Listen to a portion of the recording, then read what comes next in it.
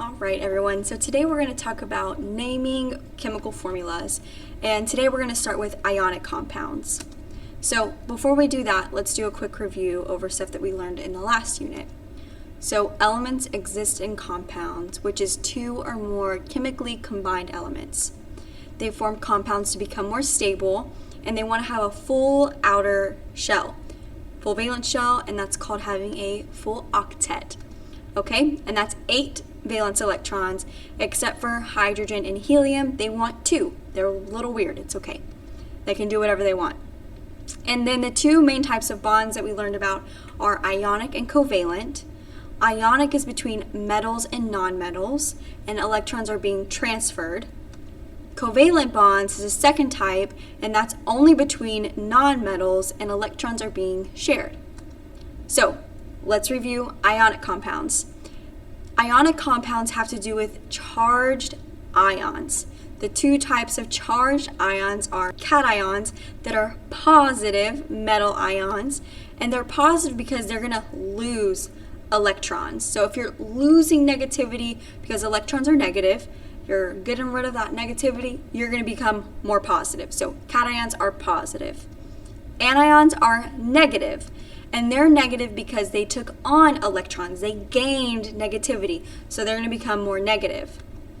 Now, ionic compounds are, yes, indeed, made up of charged ions, but the overall charge of the compound is going to be 0, and we'll take a look at that.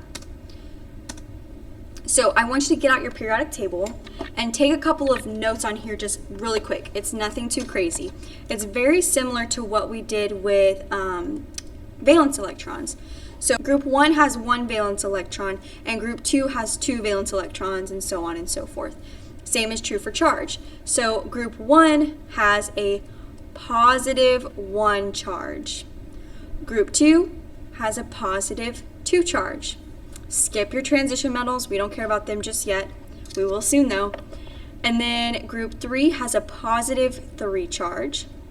We skip carbon's group, and now we're into the negatives. So the group with nitrogen, they have a negative 3 charge. Oxygen's group has a negative 2 charge. And fluorine's group has a negative 1 charge. Now, I'm sure you're wondering, why are you writing that backwards? That looks weird. Well, chemistry is weird, and it's actually, whenever we talk about charge, we actually say a 1 minus charge or a 2 minus charge. Why do they do that? I don't know. I don't make the rules, but that's the way we write it in chemistry. So it's technically positive 1 charge, but we write it 2 plus or 1 plus. Okay, so it just takes a little bit of getting used to. If you forget to do it backwards, that's okay. No worries. We will get it soon. Okay, so determining the chemical formula. So we're going to go from the name to the formula first. All right, step 1, you're going to write down the names of the ions of each element with their charge. Step number 2 is called crisscross applesauce. That's really all I want you to know. Step 2, crisscross applesauce. Step number 3, write down the formula using subscripts to show how many of each ion it took. I'll show you what that looks like in just a moment. And then step number 4 is important because we don't do it all the time, so we forget, is to reduce or simplify, but it's only if we need to. Okay, let's do some examples. So, what is a formula for the compound that forms between magnesium and phosphorus? Okay, well, if we remember step 1, it said to write down the element with their charge, or write down the ion with their charge. Right, so if you look at your periodic table, you will see that magnesium is in group number 2, and all of the elements in group number 2 have a positive 2 charge. So we're going to write Mg with a positive 2 charge. Okay, so that's magnesium. And then next we have phosphorus. If you look at your periodic table, you will see that phosphorus is P, and it has a 3 minus charge, or a negative 3 charge. Okay, that was step 1, not too bad. Step number 2, crisscross applesauce. So what we're gonna do is, we're literally gonna pick up this number 2, and we're gonna drop it down by phosphorus. Okay, bear with me. And then we're gonna pick up this number 3, and crisscross it by magnesium. Okay, we're literally going to pick it up and place it. So your final answer would be Mg.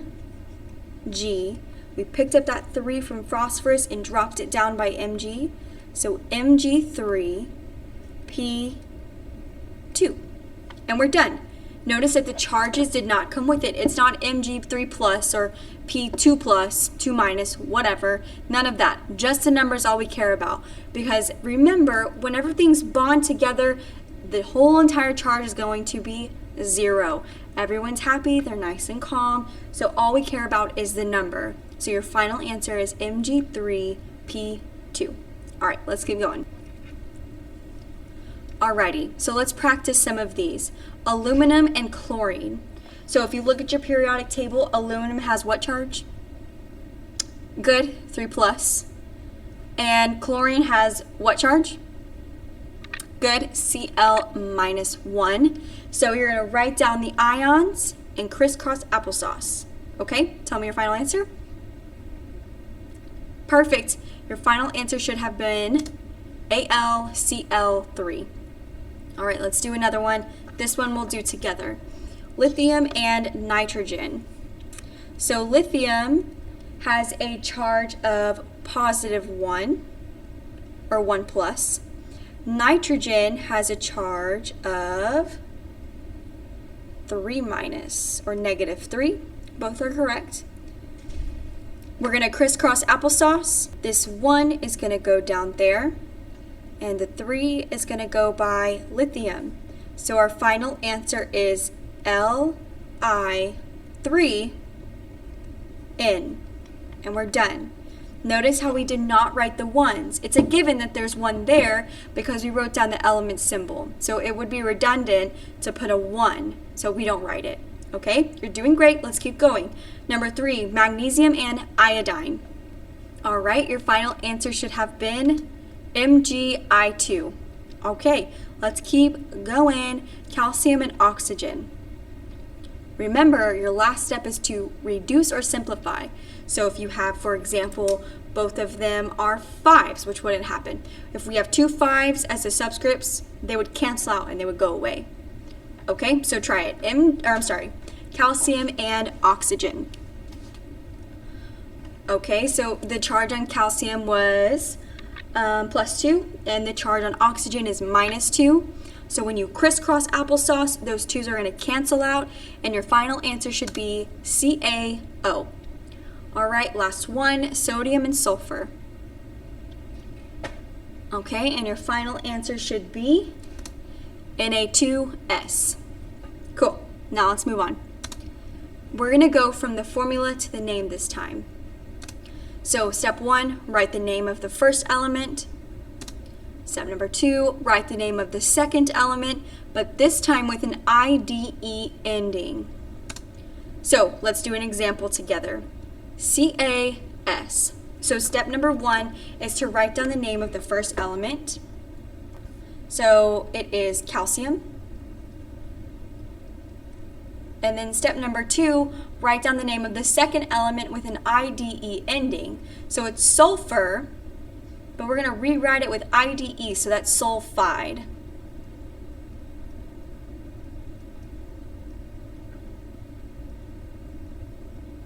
So it went from sulfur to sulfide.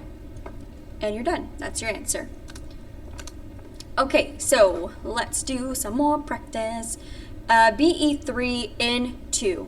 So step number 1, write down the name of the first element. What is it? Be is good, beryllium. So we're going to write down beryllium. Beryllium. And then we're going to write down the name of the second element with an IDE ending. So nitrogen becomes nitride. ITR. Nitride. Okay, let's do one more. Sodium and oxygen. So easy first step, write down the name of the first thing. And then write down the name of the second element with an IDE ending. So instead of oxygen, it's going to be oxide.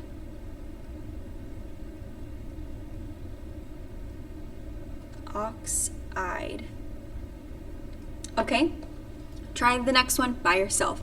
K3P. Good luck. All right, so your answer should have been potassium phosphide. Okay, number 4, aluminum and nitrogen. Your answer should be aluminum nitride. MgCl2, magnesium chloride. Okay, you're going to have a couple of multiple choice questions to do here. Good luck, everyone. Y'all are amazing. Keep up the awesome work.